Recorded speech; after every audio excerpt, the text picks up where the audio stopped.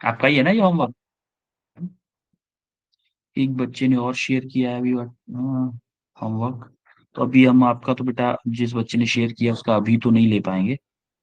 तो अभी हम इस होमवर्क पे डिस्कशन करते हैं थोड़ा सा कि हम क्या गलती कर रहे हैं।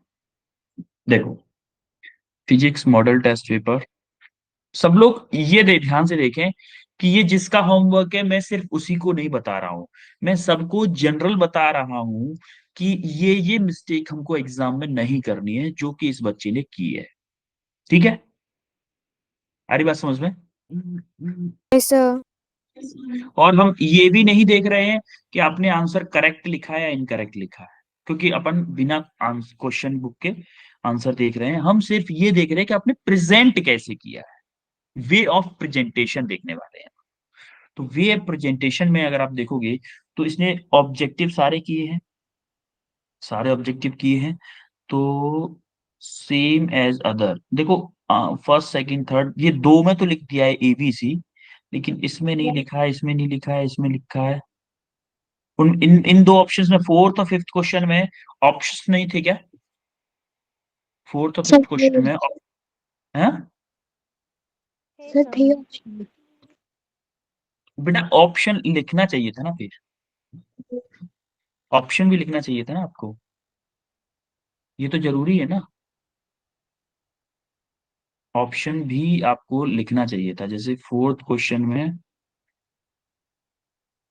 कौन सा ऑब्जेक्टिव की बात कर रहे हो ना आप? Objective fourth question, 4 to 5 option है तो सही, 1 2 3 4 है तो सही ऑप्शन।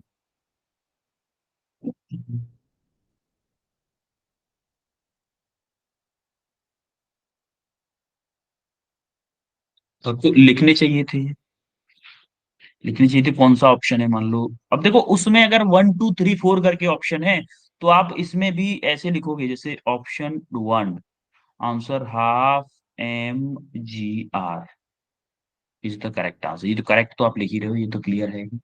तो ऐसे करके लिखना होता है।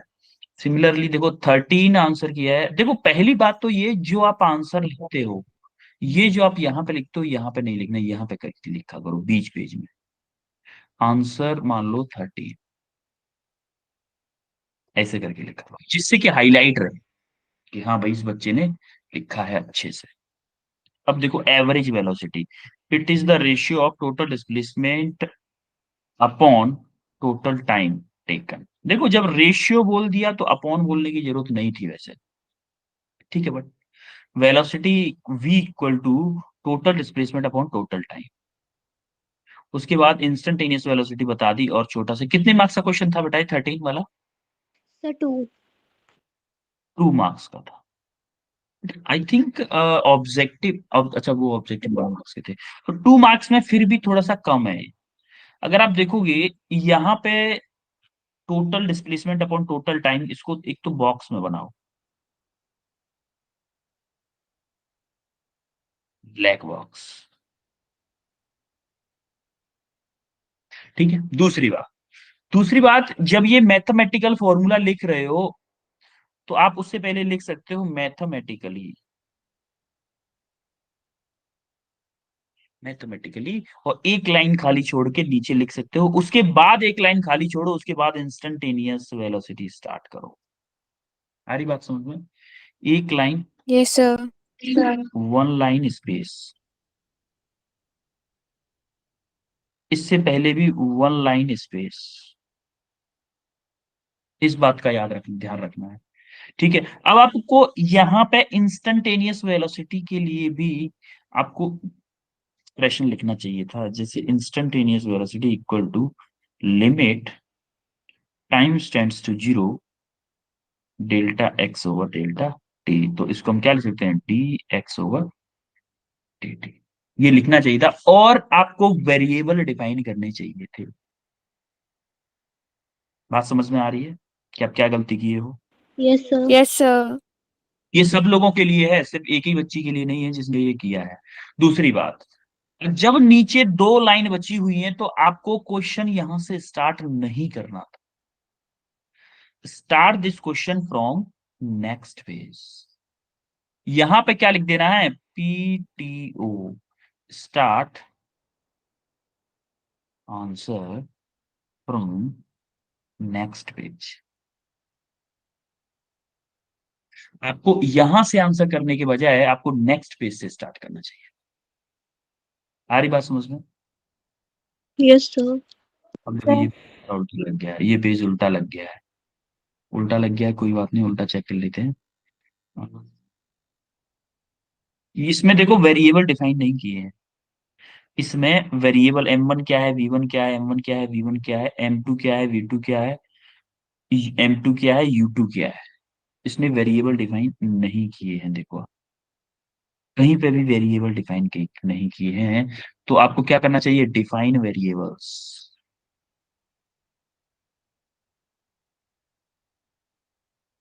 वेरिएबल्स को डिफाइन करना है सबको, कि M1 क्या है, M2 क्या है, U1 क्या है, U2 क्या है, V1 क्या है, V2 क्या है। ये सारे वेरिएबल आपको डिफाइन करने पड़ेंगे। आ रही बात समझ में? Yes, sir. ठीक है, ये पेज उल्टा, चलो ये तो सीधा है। सिमिलरली ये जब बॉक्स में आपने आंसर पुट कर दिया, उसके बाद अगर हो सके तो एक conclusion, add conclusion, add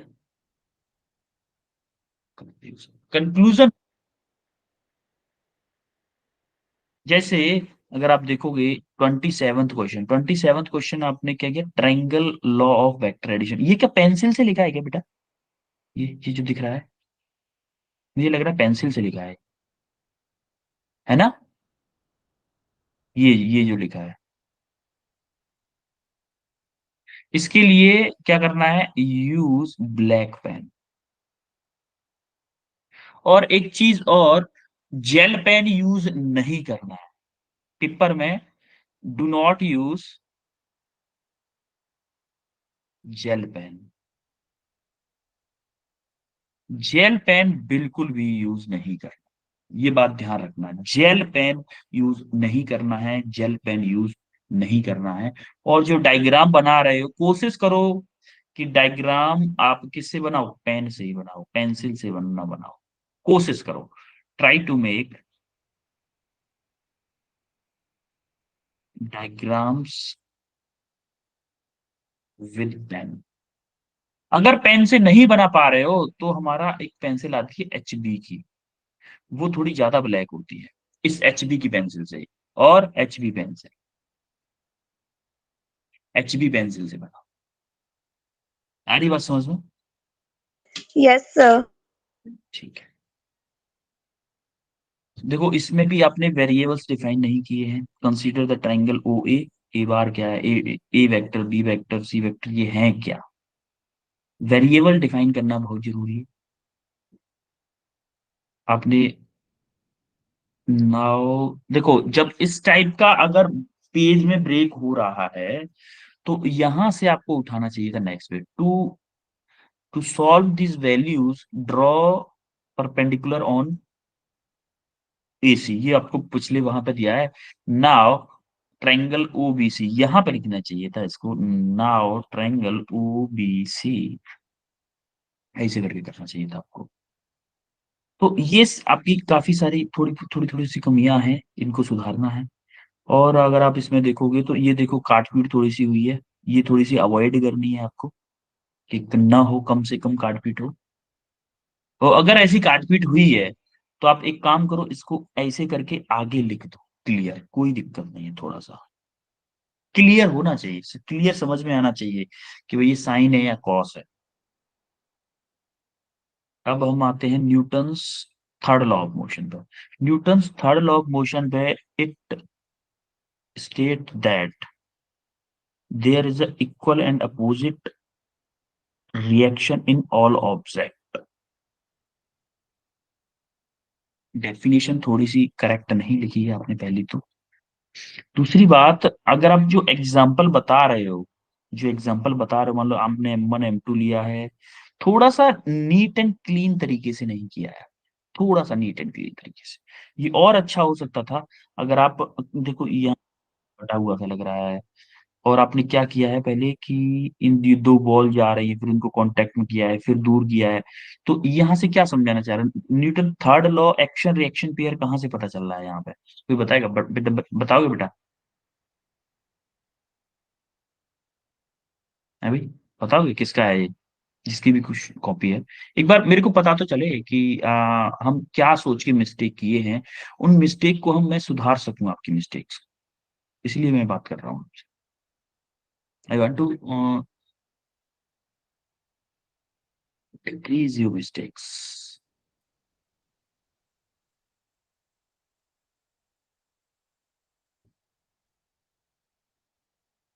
okay चलो, कोई रिस्पॉन्स नहीं है। फिर से वही डिफाइन वेरिएबल्स आपने हैंस, ये तो सही डाला है वैसे, ये तो करेक्ट है कि कंक्लूजन डाल दिया है, बट वेरिएबल डिफाइन नहीं किए हैं, तो define variables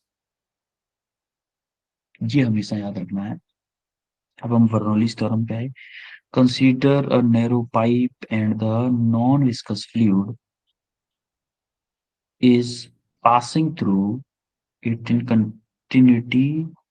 continuity and then the pressure energy per unit mass, potential energy per unit mass, kinetic energy per unit mass remain constant। ठीक है। the sum of है क्या इसमें? sum of pressure energy, potential energy and kinetic energy, तीनों का सम हमारा constant रहना चाहिए। ठीक है, उसके बाद आपने डायरेक्ट स्टेटमेंट लिख दिया है बिना उनकी टर्म्स को डिफाइन किए हुए। तो यहाँ पे एक तो डायग्राम थोड़ा सा नीट एंड क्लीन बनाओ भाई, neat and clean diagram and define variables. मैं आपको एक पेपर दिखाऊंगा कि एक्चुअल में कैसे हमें सॉल्व करना चाहिए, वो भी दिखाऊंगा मैं आपको। उसके बाद आपने ये इक्वेशन बनाई है, मान लो एक्सेलरेशन डिफाइन किया है, फिर ये 16 क्वेश्चन में आपने पुल बताया है, पुल और पुश शायद। तो थोड़ा सा इस जगह पे आपने हौच पौच कर दिया है, जैसे स्प्लिट इनटू टू पार्ट, तो इन टू पार्ट को आप यहाँ पे लिख सकते हैं, इसको वन टू, और ये सारी चीजें नीचे से लिख सकते थे, ये भी कर सकते। ठीक है, और यहाँ पे आप बता सकते थे कि जो थीटा है, एंगल बिटवीन क्या है, पी क्या है हमारा, ये सारी चीज भी आप एक बार बता सकते थे, डिफाइन कर सकते थे, तो थोड़ा सा और ज्यादा अच्छा होता। आपको समझ में आ रहा है बेटा? बाकी लोग Yes, सबको समझ में आ sir. रहा है कि अपन Yes, क्या sir. मिस्टेक किए हैं? तो Yes, उन sir. मिस्टेक, ये सारी मिस्टेक जो मैं आपको बता रहा हूं, उनको हमें बोर्ड एग्जाम में नहीं दोहराना है, ये दोहरानी नहीं है मिस्टेक, इसीलिए बता रहा हूँ। ठीक है, अब थोड़ा सा और ऊपर चलते हैं। जैसे आप देखोगे, उन्होंने वैल्यू सब सही पुट किया, आंसर किया, उसको बॉक्स दिया, ठीक है, कोई दिक्कत नहीं। यहाँ पे एक चीज और डाल सकते थे वैसे, कंक्लूजन भी डाल सकते थे कि द आरएमएस वैल्यू ऑफ जो भी क्वेश्चन होगा, दिस इज 483 मीटर पर सेकेंड, ये भी आप बोल सकते थे वहां पे, तो ज्यादा और ज्यादा बेहतर होता। लेकिन इस बच्चे ने कहीं पे भी टर्म्स वेरिएबल्स को डिफाइन नहीं किया है,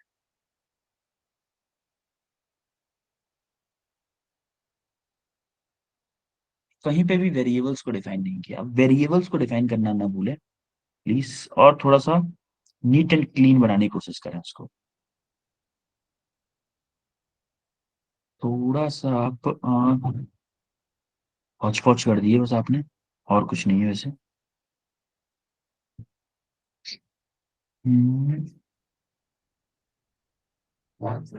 इक्वेशन मानी है,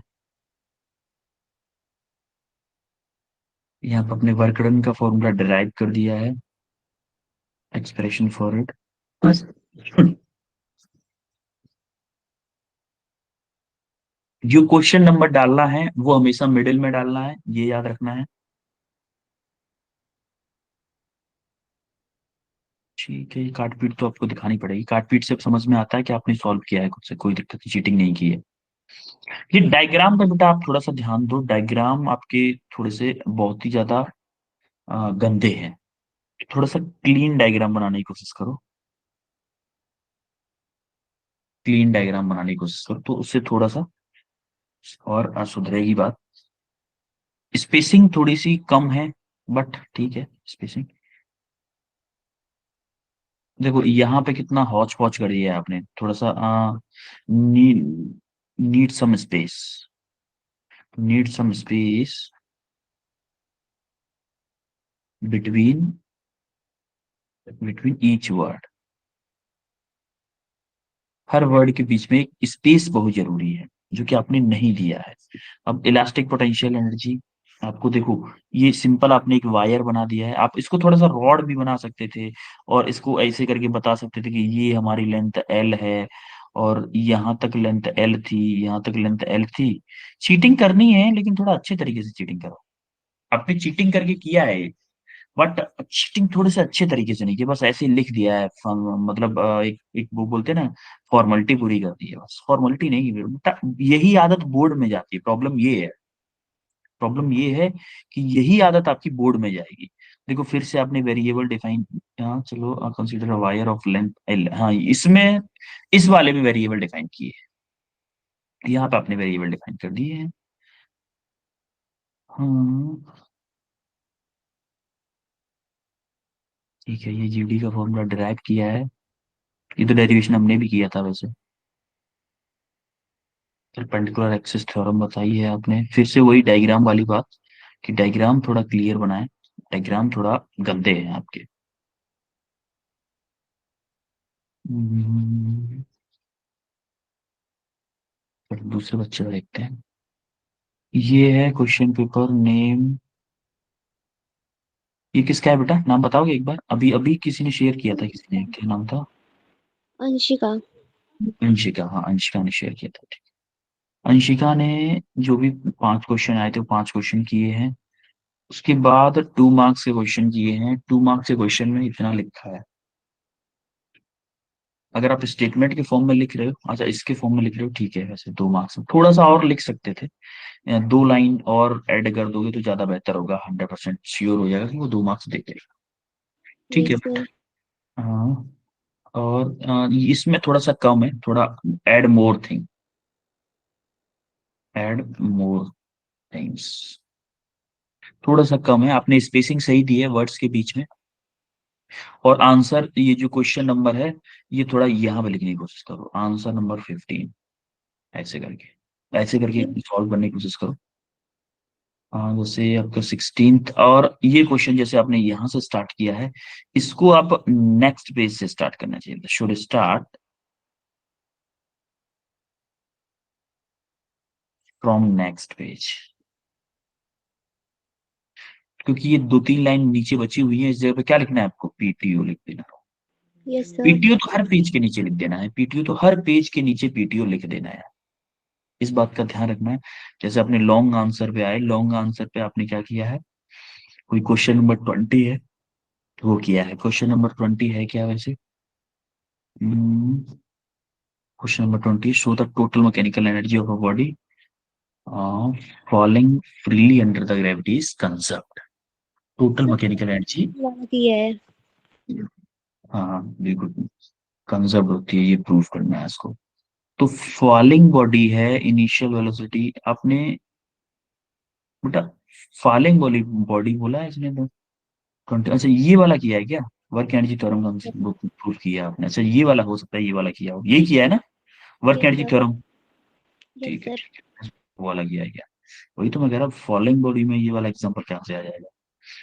ठीक है, इसमें आपने वेरिएबल अच्छे से डिफाइन किए हैं, ये अच्छी बात की है, तीनों वेरिएबल डिफाइन किए हैं आपने अच्छे से, और डायग्राम भी आपने अच्छा बनाया है, ये भी सही बनाया है। तो आपने let the bodies in velocity and mass displacement, ये भी सही किया है आपने, ठीक है।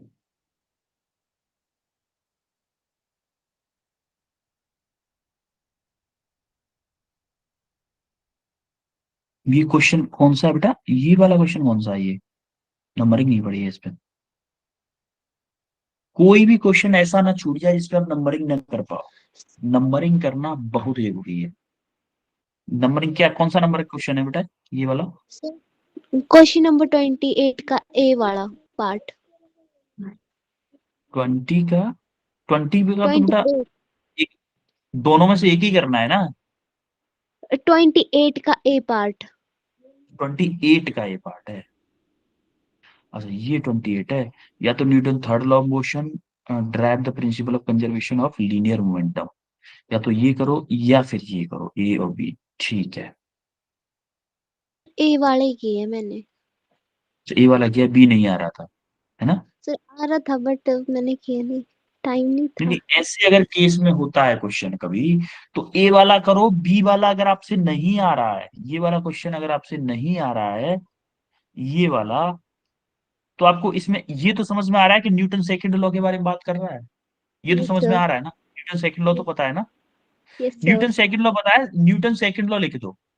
अगर आपको ये क्वेश्चन नहीं आ रहा तो न्यूटन सेकंड लॉ आपको समझ में आ रहा है कि ये वर्ड मेरे को समझ में आ रहा है बस उसमें। तो जो आपको न्यूटन सेकंड लॉ में आता है वो सारा वही राइट कर दो। तो यस सर। ये मान लो 4 मार्क्स का होगा ना ये क्वेश्चन। Yes sir. 4 मार्क्स में 2 का ये था 2 का ये था। तो अगर आप न्यूटन सेकंड लॉ पूरा एक्सप्लेन कर दोगे तो 1 मार्क्स आपका हो गया, बन जाएगा 1 मार्क्स यहाँ से हमारा। आ रही है बात समझ में। Yes sir. हाँ तो इस बात का ध्यान रखना है। हाँ तो आपने क्वेश्चन क्वेश्चन तो सही किया है, वैसे क्वेश्चन अच्छे तरीके से किया है कि आपने the value is negative as body is decelerating, well done, बहुत अच्छे बहुत अच्छे, वेल डन। इसको बस हम ब्रैकेट में बंद कर देते, इसमें ब्लैक बॉक्स में, ब्लैक बॉक्स में बंद कर देते और यहाँ पे लिख देते conclusion. Yes sir.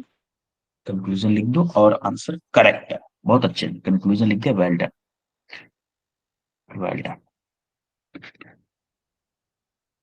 Determine the velocity, velocity भी डिटरमाइन की है आपने और इसको भी बॉक्स में डिफाइन, मीटर पर सेकंड, यूनिट, यूनिट नहीं भूलनी है, यूनिट नहीं भूलनी कभी भी, यूनिट लिखना पीछे भूल जाते हैं अपन, यूनिट नहीं भूलनी कभी भी।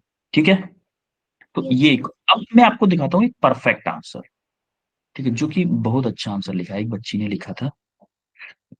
हम्म, एक और आंसर दिखाता हूँ आपको सैंपल, कि आपको उसको फॉलो करना है कि एक आंसर अच्छे से कैसे लिखना है, आप उससे समझ सकते हो। देखो यार, इस आंसर को देखो, इसने, है तो कम आंसर, मतलब एक दो ही है, एक या शायद दो क्वेश्चन है, लेकिन उसने लिखा बहुत अच्छे से। देखो अगर आप देखोगे बॉडीज कायदे से, बस इसने गलती क्या की है, ये क्वेश्चन अपन को यहाँ पे लिखना नहीं है, ये इसमें टाइम वेस्ट नहीं करना। Do not right question in answer कौन, आंसर शीट। आंसर शीट में क्वेश्चन नहीं लिखना है, यहाँ पे सिर्फ आंसर, जैसे बोल दो कि आंसर 1 है मेरा, बस आंसर 1 है। ठीक है। ये नेक्स्ट क्वेश्चन है आपका। देखो बर्नौली इक्वेशन कैसे ड्राइव की है उस बच्चे ने, देखो जरा। पहले उसने prove Bernoulli's theorem, Bernoulli's theorem it states that the sum of pressure and space, देखो वर्ड्स के बीच में देखो कितना स्पेस है, देख रहे हो स्पेस, स्पेस देखो वर्ड्स के यस सर। बीच में। देखो एनर्जी और काइनेटिक एनर्जी के बीच में एक कॉमा लगा दिया है बस, स्पेस देखो, स्पेस देखो वर्ड्स के बीच में। तो ऐसे तो कॉपी भरी हुई नजर आएगी ना, कॉपी भरी हुई नजर आएगी तभी तो मार्क्स मिलेंगे भाई। देखो स्पेस, स्पेस देखो आप, काफी अच्छा स्पेस है भाई। और देखो ये बर्नौलीज थ्योरम देती है, उसके बाद उसका स्टेटमेंट लिख दिया, स्टेटमेंट लिखने के बाद में उसको एक्सप्लेन कैसे किया है, एरो के टर्म में, एरो के फॉर्म में। एरो से और ज्यादा इम्पैक्ट बढ़ गया अच्छा वाला। एक तो तरीका है, इसको वो ऐसे भी करके लिख सकती थी कि पी अपॉन रू क्या है भाई, ये है, और हाफ वी स्क्वायर क्या है, ये है, और हाँ ये है, ऐसे करके भी लिख सकती थी, लेकिन उसने ऐसे नहीं लिखा, उसने ऐसे नहीं लिखा, उसने एरो बना के लिख दिया, एरो बना के और ज्यादा इंप्रेसिव लग रहा है।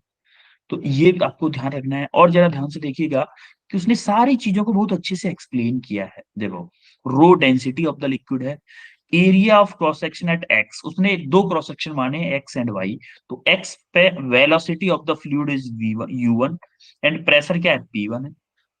सिमिलरली वाई पे क्या है, वाई पे क्या है, वाई पे प्रेशर है आपका कुछ, pressure is p2 and velocity क्या आपकी v2 है। ये सारी चीज उसने बड़े अच्छे तरीके से लिखी है। आ रही समझ में मेरी बात? Yes sir. हाँ, ठीक है। हम्म, देखो डायग्राम देखो बच्चे का, डायग्राम देख रहे हो, पूरा एकदम अच्छे से लेवलिंग करके आंसर डायग्राम है,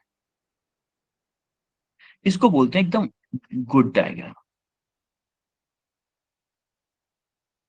देखो भले ही पेंसिल से बनाया है इसने, पेंसिल से ही बनाया है, लेकिन कहीं पे भी तो कितने थोड़ा गाढ़ा गाढ़ा लिख दिया है, या फिर डायग्राम पहले उससे बना लिया है अच्छे से, बहुत अच्छे से डायग्राम, बहुत अच्छे से।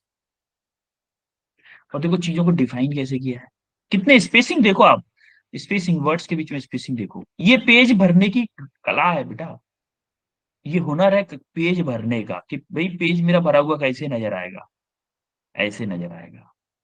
देखो जरा कैसे भरा हुआ पेज नजर आ रहा है, कितना भरा हुआ पेज नजर आ रहा है। आ रही बात समझ में?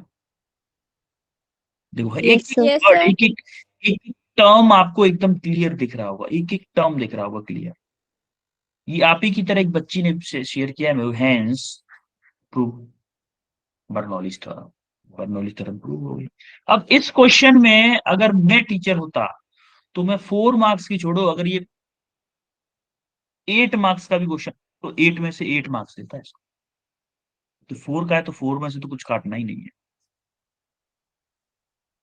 4 मार्क्स देता। इस ऐसे आंसर से फायदा क्या होता है कि अगर मैंने इसमें कोई छोटी मोटी मिस्टेक भी की होगी ना, तो इतने अच्छे तरीके से प्रेजेंट किया है, मेरी नजर में ही नहीं आएगी, वो मेरी नजर में ही नहीं आ पाएगी। इसीलिए इस बात का ध्यान रखना है कि प्रेजेंटेशन इज वेरी इंपॉर्टेंट। उसके बाद देखो यहाँ से लाइन थोड़ी ज्यादा थी, 1 2 3 4 5 6 7, 7 लाइन थी, तो उस बच्चे ने यहीं से आंसर स्टार्ट कर दिया। बस इस बच्चे की गलती क्या है, इसने क्वेश्चन को यहाँ पर लिख दिया, सरफेस टेंशन है, ब्लैक पेन से लिखा है, डॉट बना के एरो बना दो, और उस तरह कायदे से उसको एक्सप्लेन किया। उसके बाद surface tension per unit length, उसने ऐसा कभी नहीं करना है कि आधी length act per unit length आप नेक्स्ट पेज में लिख रहे हो, एक्ट पर यूनिट लेंथ आपको उसी पेज में लिखना है, चाहे नीचे क्यों ना लिख दो। डेफिनेशन अगर आ रही है तो आधी इस पेज का आधी उस पेज, ऐसा कभी नहीं करना है। उसके बाद उस फोर्स को उसने डिफाइन कर दिया है और उसका डायमेंशनल फॉर्मूला निकाल दिया है। Similarly surface energy, surface energy के लिए भी किया है, surface energy, energy divided by area, तो एनर्जी का यूनिट डायमेंशन, डायमेंशन हमेशा इसमें बंद होती है, डिवाइडेड बाय एरिया की डायमेंशन। तो उसने सॉल्व करके आराम से बता दिया है कि एम टी माइनस के टू इसकी होती है, इसका भी डायमेंशन एम टी माइनस के टू है। तो फिर उसने देखो कंक्लूजन डाला है, हेंस, या कंक्लूजन डाल दो या हेंस डाल दो, जैसे कंक्लूजन ये भी लिख सकते थे। तो ये है एकदम बेस्ट में,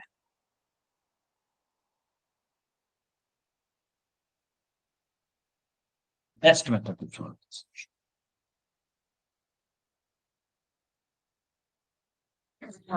आई बात समझ में सबको? यस। Yes sir. अब किसी को कोई डाउट है वो पूछो, नो सर। कि सर इस टाइप का क्वेश्चन अगर होगा तो कैसे लिखेंगे, या कुछ भी, एनीथिंग। क्लासेस से रिलेटेड, सर अभी क्लास बंद हो जाएंगी हमारी कल से, आज से क्लास बंद हो जाएंगी, तो हमारी नेक्स्ट टाइम कब से क्लास स्टार्ट होंगी, कैसे होंगी, क्या होगा, इसमें किसी को कोई डाउट है? यस सर, कब होंगी नेक्स्ट टाइम अब स्टार्ट? बेटा का बोर्ड के बाद में क्लास स्टार्ट होगी, आपका एक छोटा सा टेस्ट और होगा, छोटा टेस्ट होगा, तो आपको क्या करना है, बोर्ड के बाद में जो भी आपने अभी तक संडे टेस्ट दिए ना, जो भी संडे टेस्ट, उन सभी संडे टेस्ट को इकट्ठा करो पहले, कैसे भी करके, कहीं से भी डाउनलोड करके, कुछ भी करके उनको अपने मोबाइल में स्टोर करके रखो, मोबाइल में या कहीं पे भी स्टोर करके रखो। और जैसे ही आपका ये हो जाए, बोर्ड एग्जाम हो जाए, उसके बाद उन सभी टेस्ट को रिवीजन के साथ में लगाओ, सभी टेस्ट को दोबारा से लगाओ, क्योंकि आपके पास टेस्ट भी होगा, उसके सॉल्यूशन भी होंगे। सभी टेस्ट को आपको दोबारा से लगाना है। मैं वादा करता हूं आप सारे टेस्ट अगर लगा दिए तो आपका जो अवंती का 12th में आने के लिए जो टेस्ट होगा वो बहुत इजीली हो जाएगा, आराम से चिल मार के हो जाएगा, कोई टेंशन नहीं। ठीक है। Yes sir. और और कि आज की क्लास के बाद में जैसे ही आपके बोर्ड एग्जाम हो जाए तो हमारे जो बैच कोऑर्डिनेटर हैं, आपकी शायद कोमल मैम है ना, या निशांत सर हैं? निशांत सर। निशांत सर है। निशांत सर को कॉल करके परेशान कर देना कि सर क्लास कब से स्टार्ट होगी, सर क्लास कब से स्टार्ट होगी, क्योंकि क्लास जितनी जल्दी स्टार्ट होंगी आपके नेक्स्ट सेशन के लिए आपको उतना ही फायदा रहेगा। तो निशांत सर परेशान हो जाए कि भाई इन बच्चों की क्लास स्टार्ट जल्दी से करवानी ही पड़ेगी, या फिर इनको डेट देनी पड़ेगी भाई उस तारीख से हमारी क्लास, तो आप लोगों की क्लास स्टार्ट हो जाएंगी। जितना जल्दी आप उनको, जितना ज्यादा उनको परेशान करोगे उतनी जल्दी आपकी क्लास। कुछ बच्चे सोच रहे होंगे सर अच्छा है ना लेट क्लास स्टार्ट, अब डॉक्टर तो बनना है कि नहीं? Yes sir. अब अब नीट नीट क्लियर करना है, डॉक्टर बनना है, तो इस बात पे ध्यान देना पड़ेगा आप लोगों को कि हमारी क्लास भी टाइम से स्टार्ट हो, बाकी सारी चीजें भी अच्छे से हो। सारी बात समझ लो। Yes sir. तो इस बात पे ध्यान रखना है। और कोई डाउट, किसी को कोई दुविधा, किसी को कोई परेशानी? No sir. कोई दिक्कत नहीं किसी को? No sir.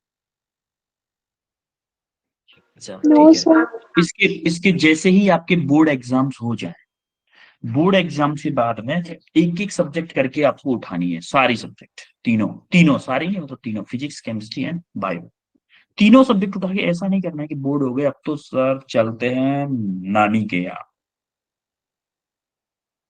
छुट्टियां हो गई, पेपर हो गए, छुट्टियां हो गई, मजे करते हैं नानी के यहाँ चलते हैं, मामा जी के यहाँ चलते हैं और घूम के आते हैं, 15 दिन 20 दिन मामा जी के यहाँ घूम रहे हैं, आराम से मजे कर रहे हैं। ऐसा नहीं करना। एक साल नहीं जाओगे तो क्या हो जाएगा, हर हर साल तो जाते ही थे, इस बार भी गए होगी मामा के यहाँ, गए थे कि नहीं? No sir. नहीं गए, अच्छा। आप अच्छे बच्चे हो मतलब, नहीं जाते हो मामा के यहाँ।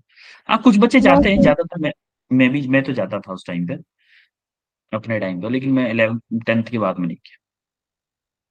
तो इसीलिए वो काम नहीं करने हैं, अपन को सिर्फ फोकस करना है पढ़ाई पे। बोर्ड भले ही हो जाए, बोर्ड पूरा 11th का सिलेबस एक बार एटलीस्ट पूरा रिवीजन कर लेना, पूरा रिवीजन कर लेना है जितना हो चुका है। अब अगर जो हमारे चैप्टर्स अभी नहीं हुए, जो चैप्टर्स हमारे अभी नहीं हुए हैं, हमें वो कंप्लीट करने हैं, पढ़ने हैं वो चैप्टर। ऐसा नहीं है कि उनसे पीछा छूट गया, ना ना ना, पीछा नहीं छूटा है। वो इसलिए नहीं छूटा है क्योंकि आपका 11th भले ही ना आए आपका 12th बोर्ड में, लेकिन नीट में तो आएगा ना पूरा 11th। यस और no? Yes sir. Yes sir. NEET में तो आएगा। अब नीट में आएगा तो पढ़ना पूरा पड़ेगा। इसीलिए आपको वो सारी चीजें पढ़ के रखनी है। कोई दिक्कत किसी को? No sir. ठीक है। नो तो सर। आपको अभी अभी आपको ये प्रॉब्लम समझ में आ गई कि क्या क्या प्रॉब्लम है, आपको क्या क्या दिक्कतें हैं, मतलब आंसर राइटिंग में क्या क्या गलती कर रहे हैं, क्या कॉमन मिस्टेक्स हैं जो कि नहीं करनी है आपको बोर्ड एग्जाम, बोर्ड अभी तो आपका बोर्ड नहीं है वैसे, बट फिर भी आप स्कूल में लिख रहे हो आंसर, तो अभी से प्रैक्टिस हो जाएगी आपकी 12th के लिए। ठीक है। Yes sir. Yes sir.